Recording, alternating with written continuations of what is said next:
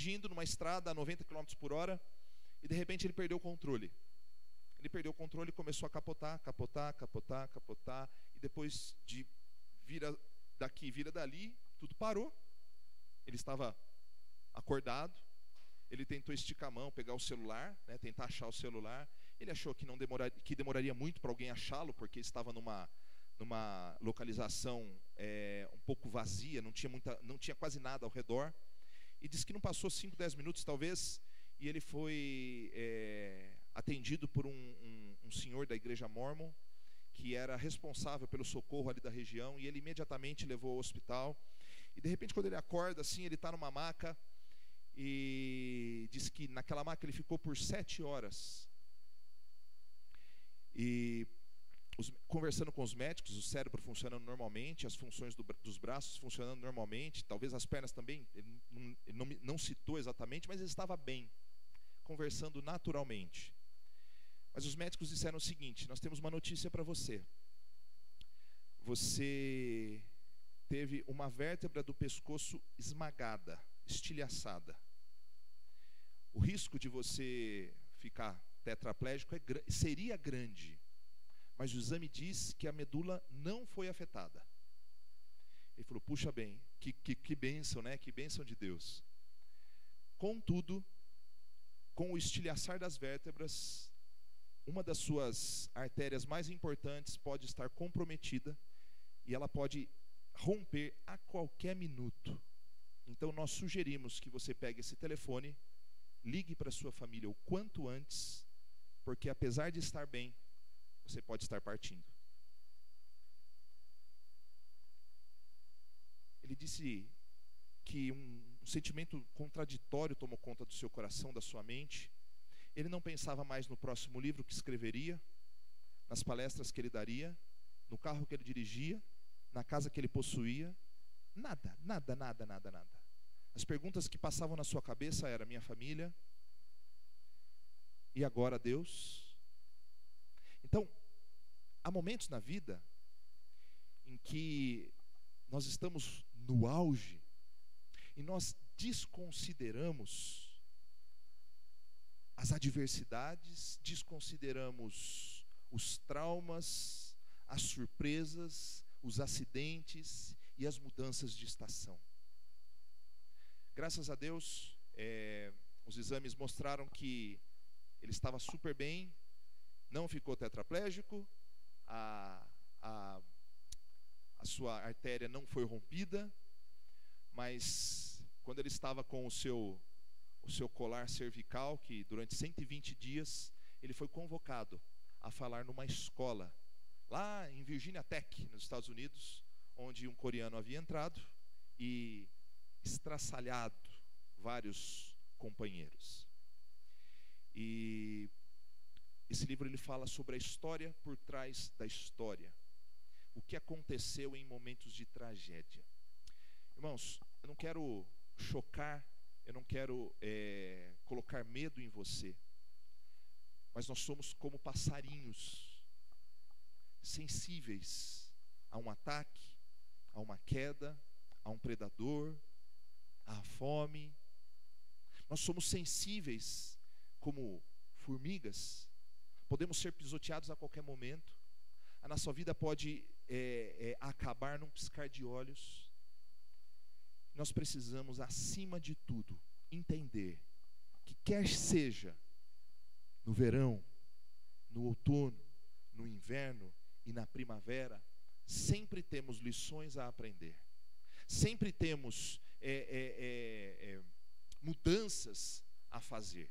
Se nós pensarmos, por exemplo, climatologicamente, né, se pensarmos um pouquinho na história das estações, nas razões de um dia estar quente, outro dia estar frio, tudo mais, nós vamos basicamente entender que a Terra está posicionada em relação ao Sol e ela tem o seu movimento, ela rotaciona e ela tem um movimento de translação, e cada momento o seu eixo, o seu posicionamento em relação ao Sol é um.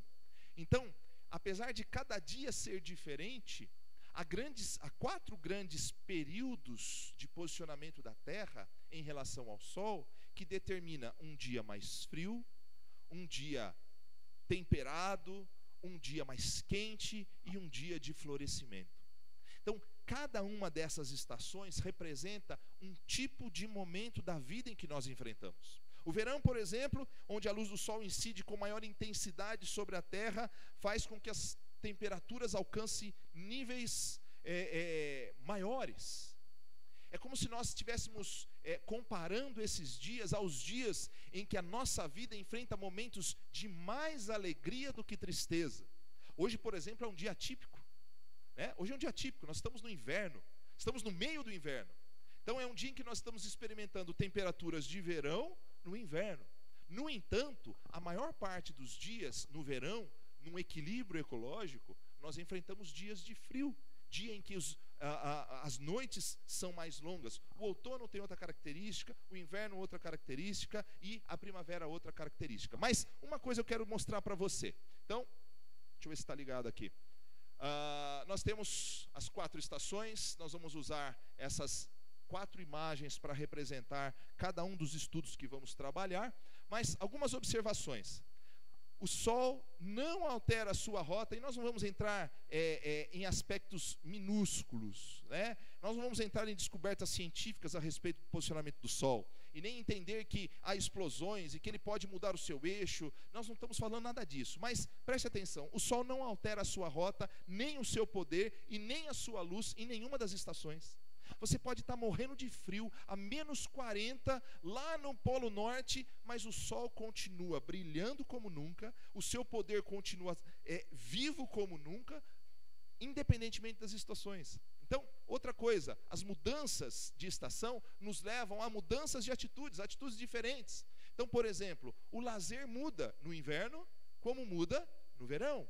Então, quando você está no inverno, você tem determinados tipos de roupa, determinados tipos de atitude. No inverno, outras atitudes. Até as meia estações, né, que são a primavera e o outono, têm características diferentes. Vocês percebem que de semana passada para hoje, tem muito mais gente na rua? Você consegue perceber isso?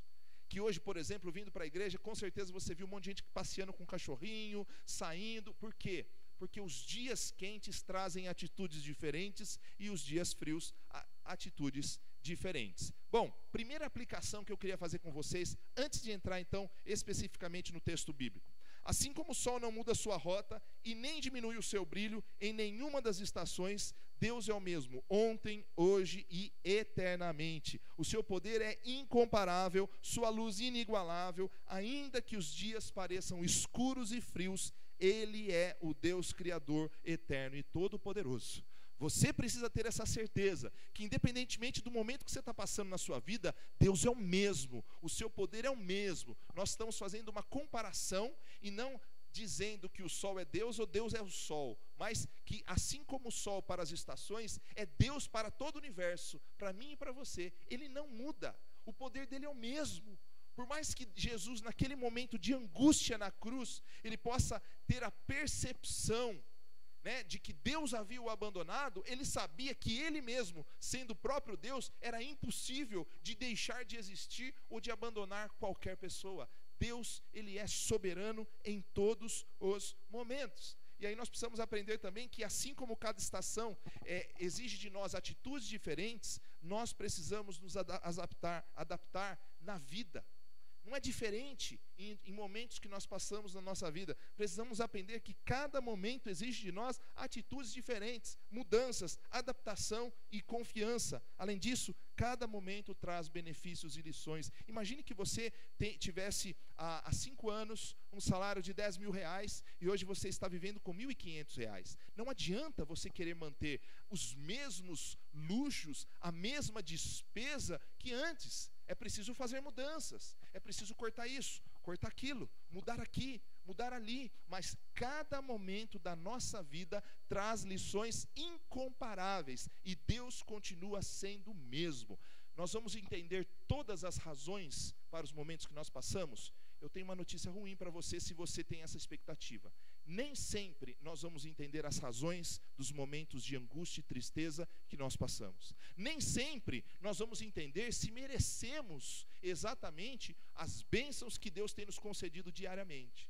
Mas, independentemente de conhecermos, nós precisamos crer que Deus tem sempre o melhor para aqueles que o amam. Então, esse é o nosso propósito, esse vai ser o nosso eixo, o eixo que vai nos conduzir nos estudos semanais a respeito das estações da vida. Hoje nós vamos falar sobre uma das mais admiradas estações do ano. Eu sei que talvez o pastor Kent vai ser um daqueles que vai puxar a fila de que ele prefere o inverno, né? Então ele adora o inverno. Nós estávamos dormindo de sexta-feira lá em Uberlândia e ele sem camisa com o ar-condicionado ligado, e eu falava assim, mas não é possível isso, né? E eu com cobertor assim, né, tudo passando mal, né, de noite. Fiquei gripado, com febre, né? Nem sabe ele. É só para ele sentir pena, não senti nada disso, viu, gente? Então, pensem que, por mais que o inverno seja a preferência de uns e de outros, nós precisamos reconhecer que o verão, ele traz para nós uma característica peculiar. Pessoas na rua, dias em que se reúne, se faz mais churrasco no verão. Estou certo ou estou errado? Ó, você vai ficar lá no frio, né, passando frio ali, só para comer uma carninha, né? Às vezes o inverno, você vai comer, por exemplo, um fundi no verão. Só os doidos, né, que gostam de comer fundi no verão. Por quê? Porque, lógico, que cada um tem as suas preferências, mas o verão ele traz uma característica muito diferente, de muito mais festas, de muito mais alegria, né? É difícil de dormir no verão, não é? É difícil de dormir, quem não tem ar-condicionado, né? Como é o meu caso, a gente tem dificuldade em dormir à noite. Por quê? Porque é muito calor, é muito ruim, mas eu tenho uma preferência bem maior pelo verão. Eu amo o verão, jogar bola no verão a gente não volta gripado para casa, não é isso? Né? O verão ele é sempre melhor para muitas coisas. No entanto, cada estação tem os seus benefícios. Tomei a liberdade de chamar essa estação de dias de glória. Talvez você pode falar para mim que não gosta de praia, mas se eu dissesse para você que você ganharia um dia nessa praia paradisíaca, eu acredito que a maioria de vocês não negaria. Alguns, não gosto de praia, não quero saber disso, estou mal-humorado, não tomei meu Rivotril hoje, qualquer coisa, né? Mas a maioria de nós não negaríamos. Está aqui a passagem, está aqui a estadia, vai curtir, né? Não era um lugar que eu escolheria, mas temos que reconhecer que é um belo lugar. Sim, temos que reconhecer. Então, e por isso tomei a liberdade de chamar de dias de glória. Características desses dias são dias onde a maioria das coisas caminham bem. Rimos mais do que choramos. E não estou falando aqui que, como eu disse para vocês, que só rimos, mas são dias onde nós rimos com mais frequência, onde nós temos mais prazer do que nos decepcionamos na nossa vida. E o nosso personagem, o personagem escolhido para falarmos sobre dias de glória, não poderia ser diferente. Salomão, talvez o rei cujo próprio Jesus citou que nem Salomão, em toda a sua glória, se vestiu como os lírios do campo. Ou seja, Salomão era um referencial de sucesso, um referencial de prosperidade, um referencial de influência, de importância e de poder. Eu vou pedir que você deixe aberto no livro do segundo livro das Crônicas. Está lá no Antigo Testamento e vai ser a base do nosso estudo de hoje.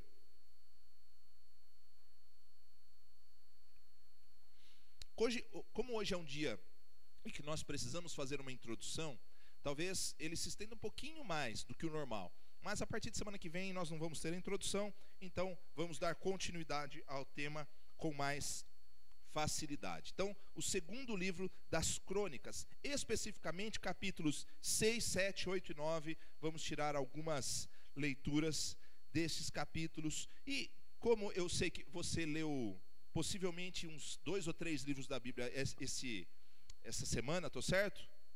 Leu uns 2 ou 3 livros? Bom, então se você não leu, então nós vamos ler alguns capítulos hoje aqui, ou algumas passagens, e não quero que você durma nesse momento, porque é a palavra de Deus, tá bom? Então nós vamos ler algumas pequenas porções para que nós possamos fazer a nossa devocional, o nosso estudo e o nosso aprofundamento. Irmãos, antes de mais nada, os dias de glória, né, os momentos em que a nossa vida enfrentam mais momentos para sorrir do que para chorar, geralmente são tempos de muita produtividade e prosperidade. Eu vou me explicar o que é prosperidade antes que você me julgue e me compare ou me tome por determinado segmento. Não é a ideia, né? São dias de muita produtividade e prosperidade. Não significa que todas essas características fazem parte da sua, da minha vida. Mas vamos usar o exemplo de Salomão como nosso referencial. A sua vida é diferente de Salomão. Mas só um exemplo. Se você pegar ali 2 Crônicas, capítulo 6, versos 7 a 11, dá uma olhada comigo o que a Bíblia fala a respeito de Salomão. Está dizendo assim, ó: meu pai Davi, pai de Salomão, tinha no coração o propósito de construir um templo em honra ao nome do Senhor, o Deus de Israel. Mas o Senhor lhe disse: você fez bem em ter no coração o plano de construir um templo em honra ao meu nome. No entanto, não será você que o construirá, mas o seu filho, que procederá de você. Ele construirá o templo em honra ao meu nome. E o Senhor cumpriu a sua promessa. Sou o sucessor de meu pai Davi, e agora ocupo o trono de Israel, como o Senhor tinha prometido, e construí o templo em honra ao nome do Senhor, o Deus de Israel. Coloquei nele a arca da aliança, na qual estão as tábuas da aliança do Senhor, a aliança que ele fez com os israelitas. Salomão estava num contexto em que ele estava finalizando a construção do grande templo, e parece-me que se encaixa a determinado segmento, né, a determinado líder religioso que decidiu manifestar toda a sua glória na construção do novo templo de Salomão em São Paulo, né? Então, qualquer coincidência com o que está acontecendo lá é coincidência mesmo, não foi programado. Mas, abrindo um parênteses, me espanta um evangelho que gasta 680 milhões, isso declarado, na construção de um templo para 10 mil pessoas, e ainda nos primeiros momentos cobrar R$45 para que as pessoas possam entrar. Me assusta pensar que com quase 1 bilhão, dólares ou reais, pastor Marcelo? Reais. Com quase 1 bilhão de reais, o que se faria no evangelho no Brasil? No entanto, cada um prestará contas de si mesmo a Deus, Romanos 14, 12. Salomão, no entanto, ele construiu sob a orientação de Deus. Ele produziu com muita velocidade, ele produziu com muita eficiência. Tudo que ele fazia prosperava. E entendendo prosperidade, basicamente, como o crescer a partir daquilo que se tem. Não significa necessariamente riqueza, mas crescimento. Olha, eu sei que a ideia talvez linguística não seja essa, mas quando nós falamos em prosperidade no contexto bíblico, nós temos que tomar um grande cuidado, porque ela não está necessariamente relacionada à riqueza. Não, prosperar é crescer no que se tem, é avançar naquilo que se tem. E dias de glória, né, dias de produtividade, são dias muito bons. Talvez você tenha experimentado isso no seu trabalho.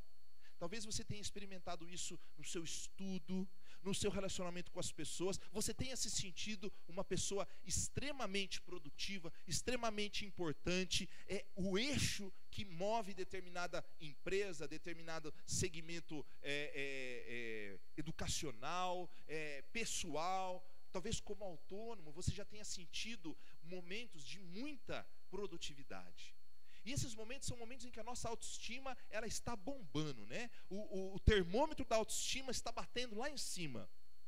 Não, a gente vai falar sobre os dias em que o termômetro não está batendo lá em cima. Mas Salomão experimentou momentos de muita prosperidade e produtividade. Por exemplo, alguém que não tinha Você, por exemplo, não tinha onde morar, e você está trabalhando e você consegue conquistar a sua primeira casinha. Você está prosperando. Você é rico? Não. Mas você está se desenvolvendo. Você está conseguindo avançar. Isso não significa que você é melhor do que outras pessoas que hoje estão decrescendo na sua renda.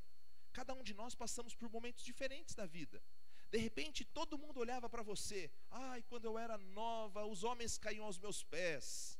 Agora eles fogem de mim como o diabo da cruz, né? Ninguém é melhor do que ninguém. Cada um de nós temos momentos na vida que nós passamos. E nós precisamos encarar esses momentos como momentos para tirarmos grande aprendizado. Quer um exemplo muito simples? Certa vez eu disse para uma pessoa uma mulher que não era mais casada, falei assim: gasta o seu tempo agora fazendo aquilo que você sempre sonhou. O que, pastor? Esquece o homem, serve a Deus. Serve a Deus. Ela ficou muito brava comigo, né?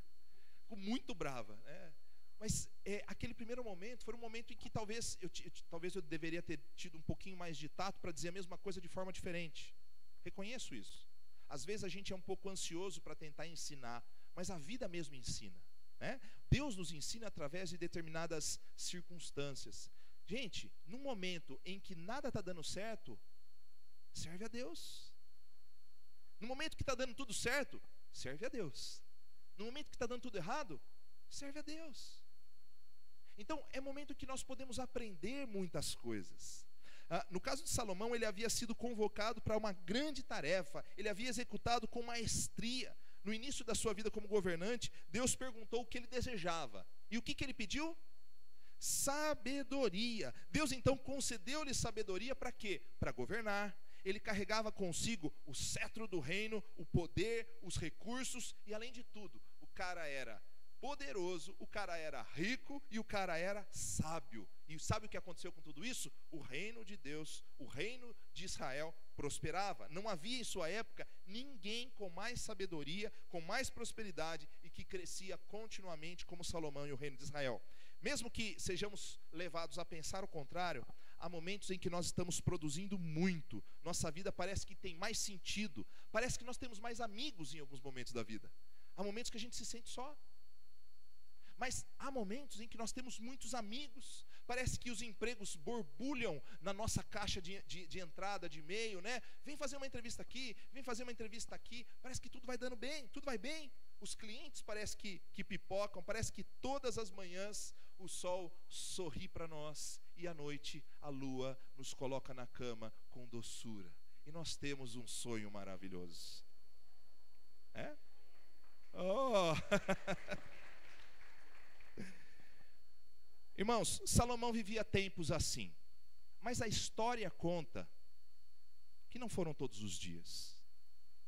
Mas hoje nós vamos falar sobre os dias de glória. Então ele não tinha simplesmente dias de muita produtividade e prosperidade, mas dias de grande espiritualidade. Você já se sentiu assim? Parece que em alguns momentos as pessoas não estão vendo Deus, e você parece que está vendo Deus em todos os momentos. Parece que a sua oração tem mais poder, parece que as lágrimas correm com muito mais facilidade do seu rosto. Você parece que está à frente das pessoas que estão ao seu redor. Salomão era assim. Salomão viveu momentos de grande espiritualidade. Lá em 2 Crônicas 7, de 11 a 18, Salomão estava tão íntimo de Deus que suas orações e seus feitos eram acompanhados de perto pelo Criador. Pelo menos é a percepção que as pessoas têm de fora, e às vezes nós temos do momento com Deus que nós estamos passando. Veja comigo os versos 11 a 18 do capítulo 7. Quando Salomão acabou de construir o templo do Senhor e o palácio real, então não foi só o templo, mas o palácio real, executando bem tudo o que pretendia realizar no templo do Senhor e em seu próprio palácio, o Senhor lhe apareceu de noite e disse: ouvi a sua oração e escolhi este lugar para mim como um templo para sacrifícios. Se eu fechar o céu para que não chova, ou mandar que os gafanhotos devorem o país, ou sobre o meu povo enviar uma praga, se o meu povo, que se chama pelo meu nome, se humilhar e orar, buscar a minha face e se afastar dos seus maus caminhos, dos céus o ouvirei, perdoarei o seu pecado e curarei a sua terra. De hoje em diante os meus olhos estarão abertos e os meus ouvidos atentos às orações feitas neste lugar. Escolhi e consagrei este templo para que o meu nome esteja nele para sempre. Meus olhos e meu coração nele sempre estarão. E se você andar segundo a minha vontade, como fez o seu pai Davi, e fizer tudo o que eu lhe ordeno, obedecendo aos meus decretos e às minhas leis, firmarei o seu trono conforme a aliança que fiz com Davi seu pai, quando eu lhe disse: você nunca deixará de ter um descendente para governar Israel. Além de ter tido o privilégio de construir o templo do Senhor, Salomão ouvia o Senhor falar para ele que ele era um grande escolhido e que se ele caminhasse segundo os propósitos, o povo experimentaria lideranças sucessivas da sua linhagem. E além disso, Salomão, se o meu povo se humilhar e orar, ele era porta-voz de uma das maiores expressões do amor de Deus. O Senhor disse assim: se o meu povo se humilhar e orar e me buscar e deixar os seus maus caminhos, então eu ouvirei dos céus, perdoarei os seus pecados e sararei a minha terra. Você imagina Salomão chegando diante do povo e dizendo o seguinte: Deus falou comigo e eu tenho uma grande notícia para vocês. E ele dá uma notícia de esperança para o povo. Irmãos, o porta-voz da notícia muitas vezes leva mais crédito do que a própria notícia, infelizmente. E abrindo um pequeno parênteses,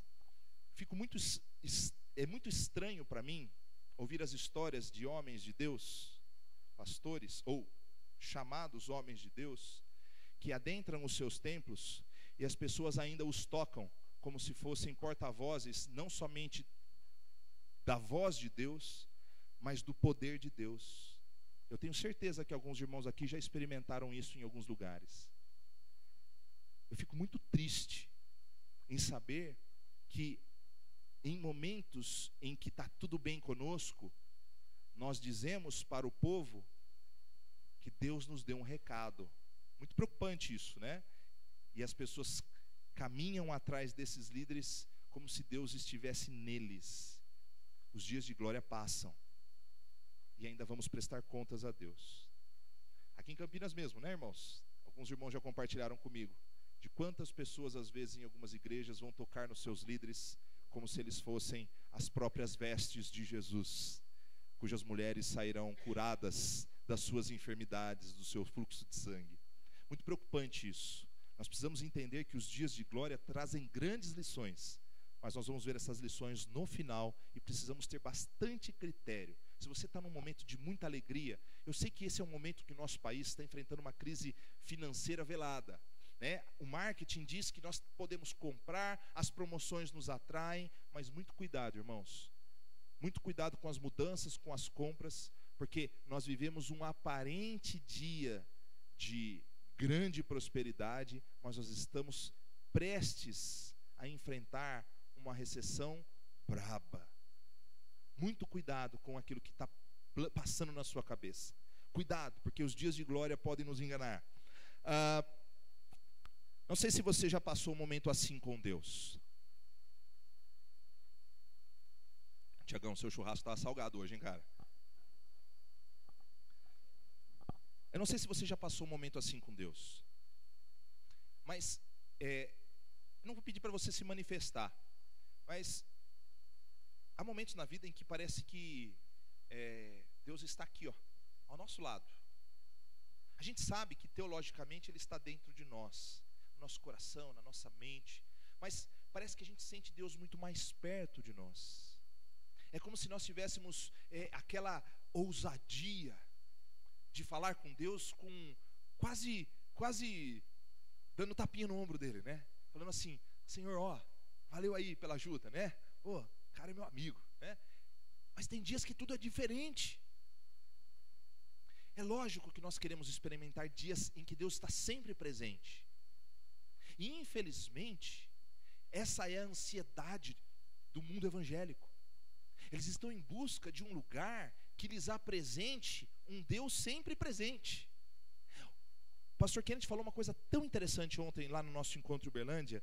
Ele falou a respeito da teologia da prosperidade e os seus desdobramentos, que nega a teologia do sofrimento que a Bíblia apresenta, a partir do próprio servo sofredor que é Cristo, e a partir dos dias de tribulação que nós passaríamos, não somente na nossa vida pessoal, mas em nome de Jesus sofreríamos.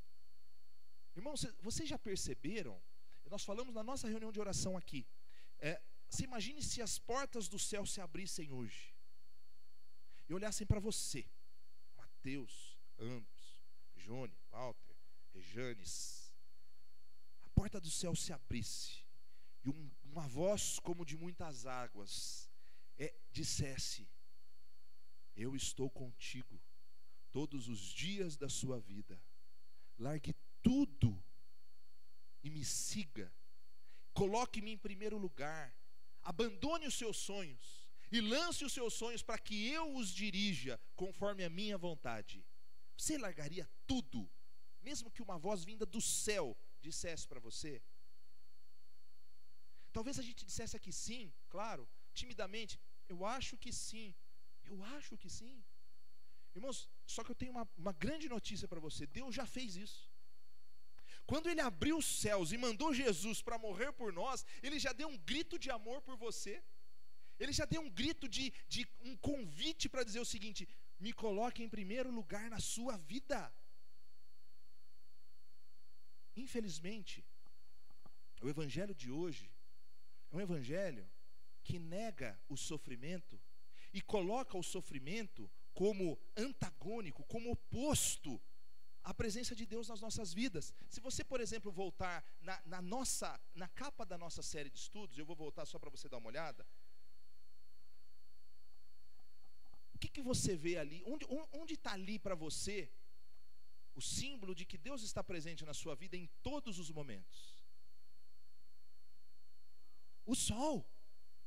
O sol da justiça, o nosso Deus, Ele está presente em todos os momentos da nossa vida, independentemente do que nós estejamos passando.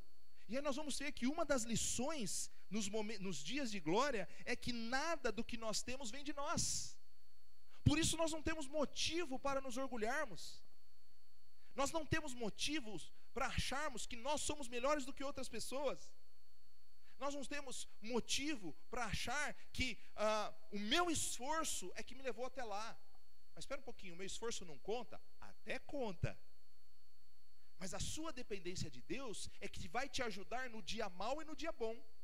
No dia mau, confiar nele, e no dia bom, atribuir tudo a ele, e nunca a você. Então precisamos ter a certeza de que Deus está sempre presente, a voz dele está sempre falando aos nossos corações. Quando ele nos deixa a sua palavra, a palavra que é o próprio Cristo encarnado, o Logos de Deus, quando ele nos deixa a sua palavra, ele está dizendo que ele está acessível em todos os momentos. Por mais que em alguns momentos o sintamos mais perto, o sentimento não deve prevalecer diante da razão e da convicção de que Ele está perto, inclusive nos dias de angústia e na noite escura da alma. Todos os dias Deus está conosco, é a promessa dele. Ele disse: e eis que estou convosco todos os dias até a consumação dos séculos. Salomão experimentou também dias de grande influência e reconhecimento. 2 Crônicas 8 mostra Salomão, ele edificou, ele construiu, ele influenciou os povos, ele subjugou outros povos, construiu um palácio para a filha de Faraó. Espera um pouquinho, não convém que a minha esposa, e as esposas vão chegar em casa chamando a gente de Salomão, para ver se a gente fala alguma coisa diferente, né? Mas, não convém que a minha esposa more aí Não, vou construir um palácio para ela. Ele mandou chamar a filha de Faraó, construir um palácio para ela. Que homem é esse? Influência. reconhecimento. Se você ler, por exemplo, 2 Crônicas 9, de 1 a 9, olha o que a experiência, o relacionamento, o bate-papo de Salomão com a rainha de Sabá. Na verdade, nós vamos ler apenas o discurso dela. Diz assim, a partir do verso 1, capítulo 9. A rainha de Sabá soube da fama de Salomão e foi a Jerusalém para pô-lo à prova com perguntas difíceis. Olha só. Então ele tinha muita influência e reconhecimento das pessoas. Quando chegou acompanhada de uma enorme caravana, com camelos carregados de especiarias, grande quantidade de ouro e pedras preciosas, foi até Salomão e lhe fez todas as perguntas que tinha em mente. Salomão respondeu a todas, nenhuma lhe foi tão difícil que não pudesse responder.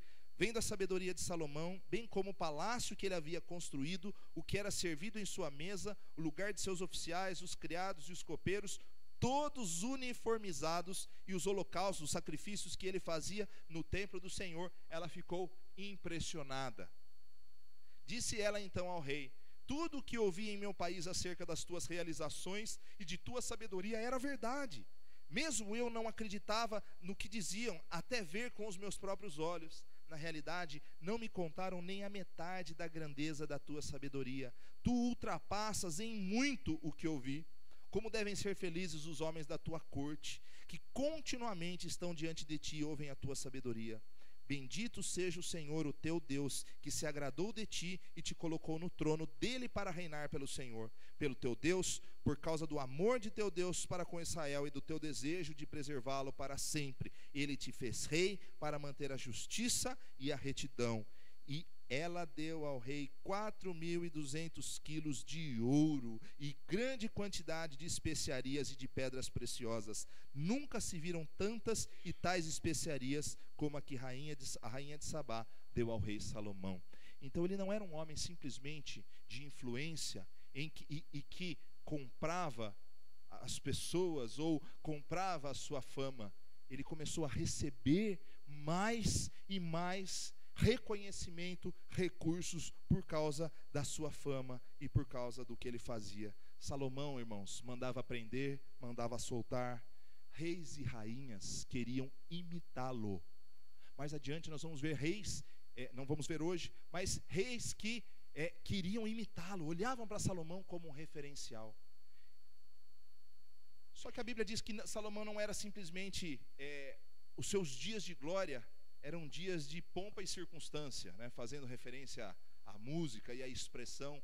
Ele não era simplesmente aquele que tinha muito, que sabia muito. Ele esbanjava. Se você ler Eclesiastes, ele vai dizer que ele não negou nada aos seus olhos. Tudo que o seu coração quis, ele fez. Jardins, monumentos, tudo. Começa a pensar que tudo, você fala o seguinte: puxa, 100 mil resolvia a minha vida, 500 mil resolvia a minha vida, 1 milhão resolvia a minha vida, 10 milhões resolvia a minha vida. Irmãos, não há limites para almejar. Não há limites para almejar. Você pode desejar inicialmente uma casa melhor, um carro melhor, um carro para o seu filho, uma TV tamanho de cinema na sua casa. Depois você pode desejar uma lancha, depois a lancha é pequena, você vai desejar um iate, e depois o iate é pequeno, você vai comprar uma ilha, e depois uma ilha você vai começar a pesquisar os planetas no Classificados, porque você quer comprar um planeta só para você. E depois de tudo, só para antecipar um pouquinho a história, Salomão acabou envergonhado. Irmãos, os dias de glória trazem muitas coisas. Salomão era reconhecido não somente por sua sabedoria, mas também por sua riqueza. Requinte e ostentação eram as suas marcas. Tudo de ouro, tudo fantástico. Não era só sabedoria, era também ostentação. Não é difícil identificar alguns momentos da nossa vida em que nós começamos a esbanjar um pouquinho. Aliás, a versão brega e moderna da ostentação é o funk, né? Não tem o funk da ostentação?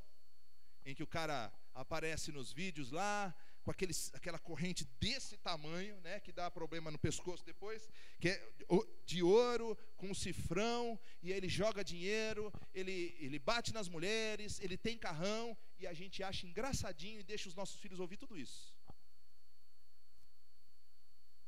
Desculpa, irmãos, mas se há limites que nós precisamos colocar, precisamos identificar o que está ultrapassando a simplicidade do nosso Jesus. O poder que se manifestava na fraqueza. Aquele que rompeu as trevas com o serviço. Deus já abriu as janelas do céu. Deus já fez, já concedeu o seu melhor para você. Escuta só. Deus já concedeu o seu melhor para você. Nós precisamos voltar a valorizar esse melhor. Porque os dias de glória existem. Só que o verão 3 meses depois vai embora. O outono chega, o inverno chega, a secura na garganta, a falta d'água, as dores de garganta, o frio. Muita gente morrendo congelada em ruas do mundo. Os dias vão e os dias vêm. O único que permanece inabalável é o nosso Deus. Em quem vamos nos refugiar? Em quem vamos nos refugiar? Outras características dos dias de glória, podemos chamar de dias de glória também os dias em que, mesmo sem dinheiro ou aparente sucesso, temos muitos compromissos legais, festas, amizades, nosso telefone toca o tempo todo. Irmãos, 70 pessoas curtiram o meu selfie. Vocês já perceberam o nível que nós chegamos? Nós ficamos entrando para ver quantas pessoas curtiram o meu cabelo novo. Não estou dizendo que isso está errado, mas só isso está errado. Se a nossa vida é só isso, está errado. Nós podemos, eu quero compartilhar com os meus amigos quando eu tenho uma coisa nova. Vamos postar, ótimo, ninguém está criticando isso. Mas se a vida se tornou só isso, tem alguma coisa errada. Mas infelizmente, nós nos alegramos hoje com coisas desse nível. Nós nos alegramos com coisas e achamos que estamos por cima da carne seca. Nós estamos ali, nossa, agora eu estou bombando. Agora eu estou na crista da onda, né? Então, irmãos, os dias de glória existem. Períodos em que nossa vida, em que nós encontramos mais satisfação e mais prazer. Irmãos, e por favor, eu não estou fazendo aqui uma apologia, uma defesa do sofrimento. Dias de glória têm que ser curtidos na medida em que Deus nos deu para curtir. Veja que quando Neemias estava lá ajudando o povo na reconstrução do templo, o templo que foi destruído e que depois estava sendo reconstruído, e Neemias foi para terminar a parte dos muros. Sabe o que aconteceu depois que terminaram? As pessoas estavam chorando.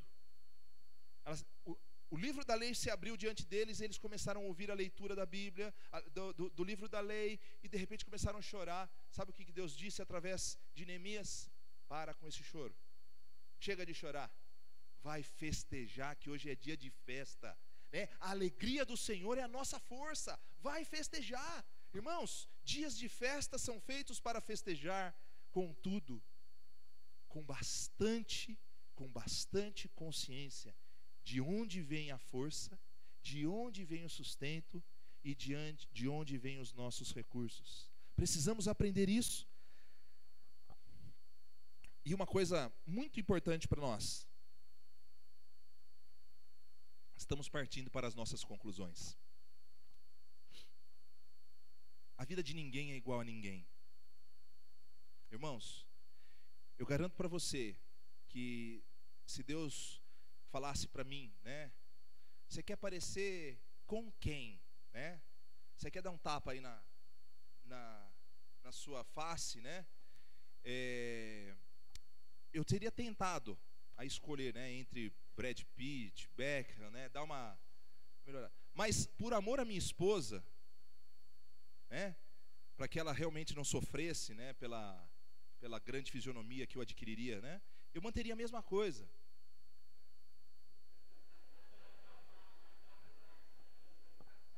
Ela está feliz. Eu estou feliz. Ela ficou triste agora, irmãos. Só eu vi. Mas olha só. Brincadeiras à parte. Se Deus nos fez assim, quem somos nós para não nos alegrarmos com o que Deus nos deu? Podemos chamar de dias de glória, como nós vimos aí, momentos de sucesso, tal e tudo mais. Mas, dá uma olhada nisso aqui. Você queria nascer assim? Quem queria nascer assim, levanta a mão. É? Você acha que ele é triste? Não? Olha lá. Casou. Ó. Teve filho. Ó. Nada. E acima de tudo, é um pregador da palavra de Deus. Irmãos, ele sofreu muito para entender que o jeito que ele era diferente. Mas, irmãos, era uma normalidade diferente. Qual é o padrão nosso? Irmãos, se Deus nos fez assim, vamos glorificá-lo com aquilo que temos. Dias de glória podem ser substituídos por dias de satisfação por aquilo que temos e por aquilo que somos. Paulo disse para Timóteo: olha, se vocês têm que dizer o seguinte: se vocês têm o que comer, se vocês têm o que vestir, estejam contentes. Nós precisamos aprender a valorizar o que Deus nos deu, como Deus nos fez. E nós podemos glorificá-lo independentemente do jeito que somos. Baixinhos, altinhos. Parece que a gente quer ensinar isso para as crianças, né? A gente tem que ensinar para a criança que todo mundo é igual, que todo mundo é bonito, todo mundo é... Mas será que a gente aprendeu isso? Será que a gente está satisfeito? Será que a gente não está gastando muito tempo? O pastor Felipe Jansen, nesse livro ele diz o seguinte, ele está falando na China, e estava numa das palestras, ele falando assim: toda vez que eu volto para os Estados Unidos, eu passo mal, porque a indústria da estética, do entretenimento, tem, irmãos, gente morrendo lá na China pelo Evangelho, e agora,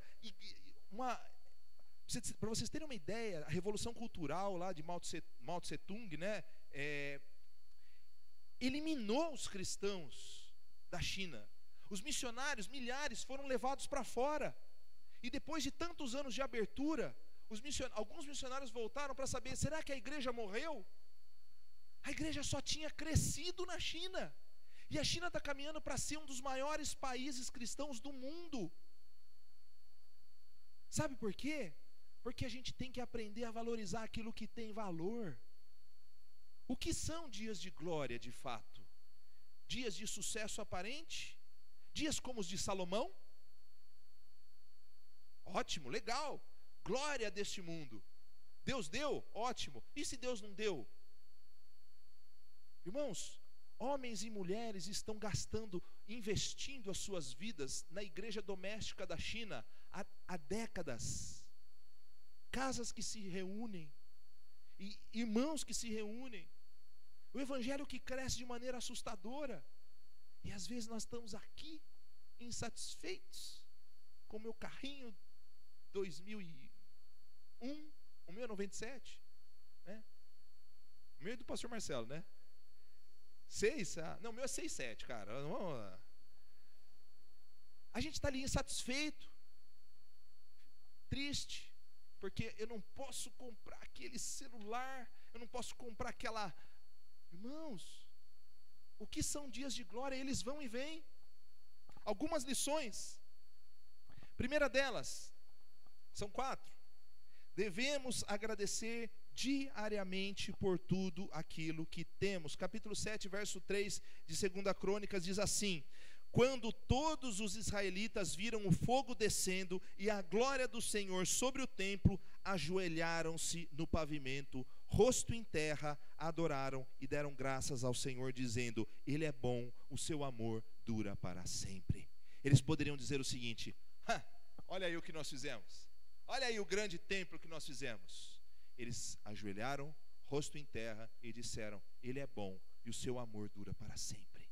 Os dias de glória, os dias de prosperidade e de sucesso, nós temos que agradecer a Deus por tudo que temos, tudo que somos e onde estamos. Segunda coisa, e aqui nós temos uma leitura um pouco maior, mas é importante. Segunda coisa, somos privilegiados, abençoados e não possuidores de nada. Dias de glória devem nos ensinar que nós somos abençoados, privilegiados e que não somos possuidores de nada. E aqui eu vou usar as palavras de Davi, pouco antes dele passar o bastão para Salomão.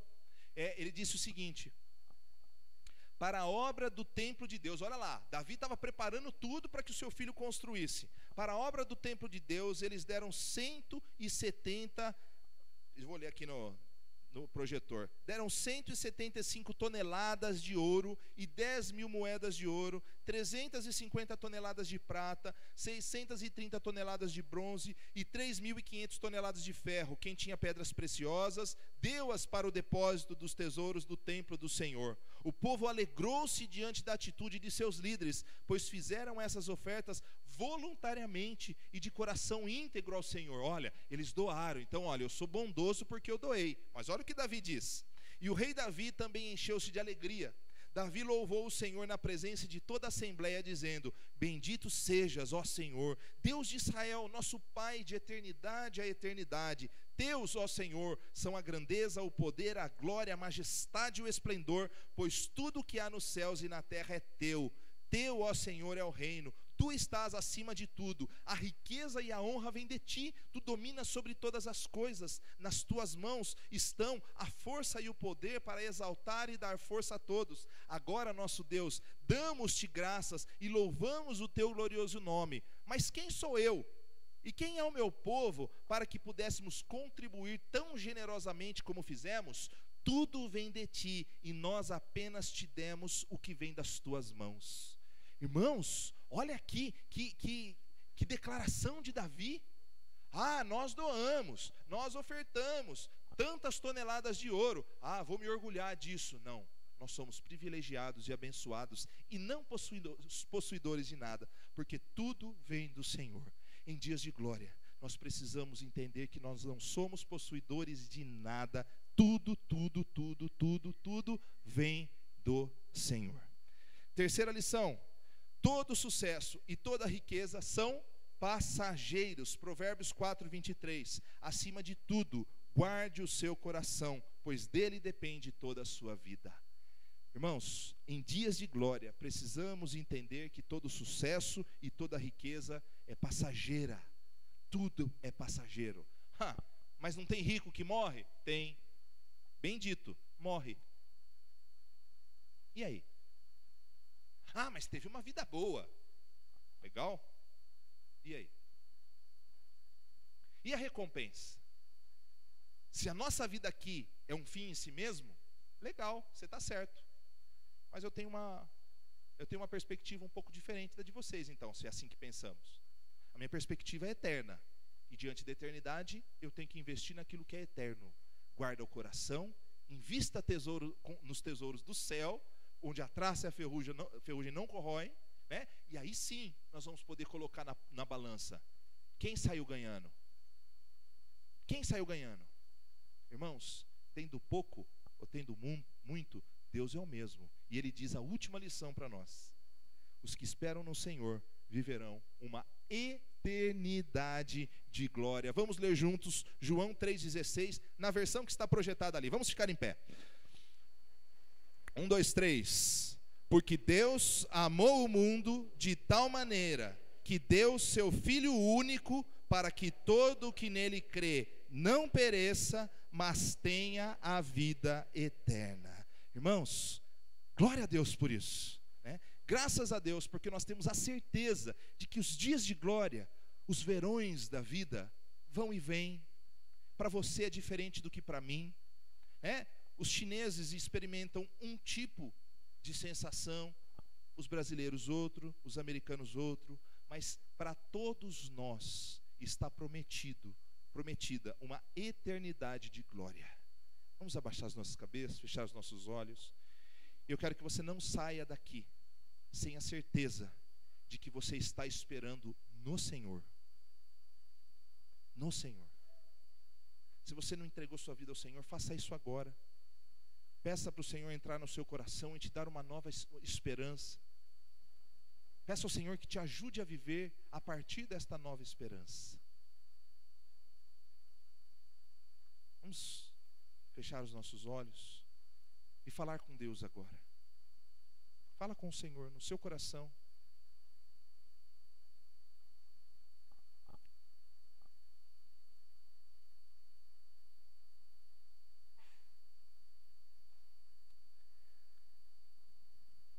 Senhor, nós te louvamos e te agradecemos, porque de uma maneira especial o Senhor nos chamou, de uma maneira especial o Senhor rompeu a barreira que existia entre nós.